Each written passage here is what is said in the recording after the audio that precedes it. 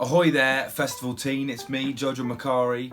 I'm here to talk to you about acting and what I get up to generally in my life.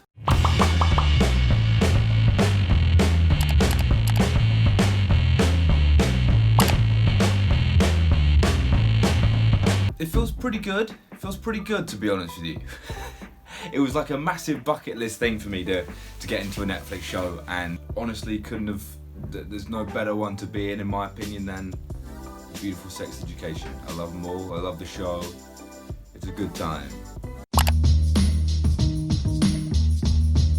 I think the big message behind Sex Education is promoting sex positivity in a strange sort of way, because it sort of shows that sex, especially when you're that age, you know, it's not always roses, you know what I mean? Sometimes it gets a bit messy, and there are problems along the way, and I think it's about showing that there's no shame in that. You know, getting rid of any sort of shame or fear surrounding sex or your sexuality, and then just generally the unpleasant times that you go through being that age, but then also the beautiful times. It's a celebration, I guess. I think my favourite Sex Education episode is the first house party episode, because that was the first thing that I ever filmed and was a part of in the filming process. I remember we all turned up to this huge sort of mansion house in the middle of nowhere.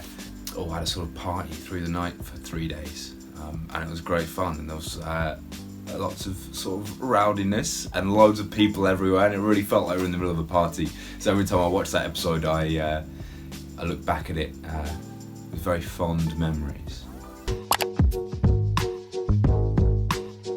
There are a lot of entertaining stories from backstage at Sex Education, and I remember one time in the storyline I ended up passed out on Amy's kitchen floor.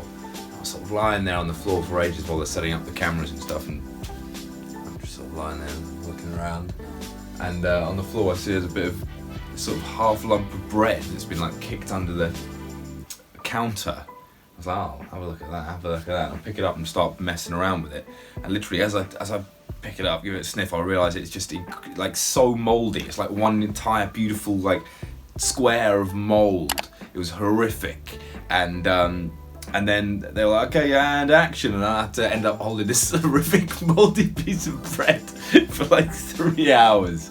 It was pretty horrible. It's been pretty weird, I think, for everyone, this social distancing malarkey. It's been nice, yeah, it's been good. I mean, it's been distanced, to be honest with you. But what has been kind of cool through the distancing is that I've had 2 sort of projects come out during lockdown, a show called, a film called Misbehaviour, and then a show called Cursed for Netflix as well. And me and Lily Newmark, who plays Ruthie, are in both of them, so I suppose that's a strange twist of fate that we've sort of ended up following the same path together in certain respects. I mean, not the same path, she's a lot better than me, but there we go.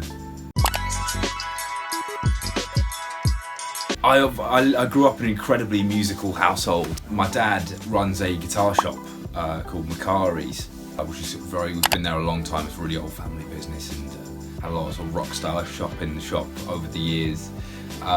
So I think like from a very young age, I remember sort of being either taken to the shop to sort of work. And either I was just there to hang out, or I was there to stump, so eventually I started working there. Yeah, just sort of being surrounded by musical instruments my whole life meant that I've sort of picked quite a lot of stuff up. I've got really into my sort of guitars and my songwriting and everything else that comes along with music, I suppose. Harry Nilsson is pretty damn good.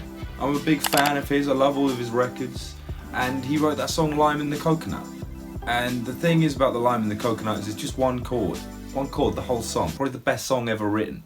Probably the greatest song ever written. And I feel like if we had both of our musical minds together, we'd probably make something pretty good. You know what I'm saying? Either that or Charlie XCX, I'm not sure.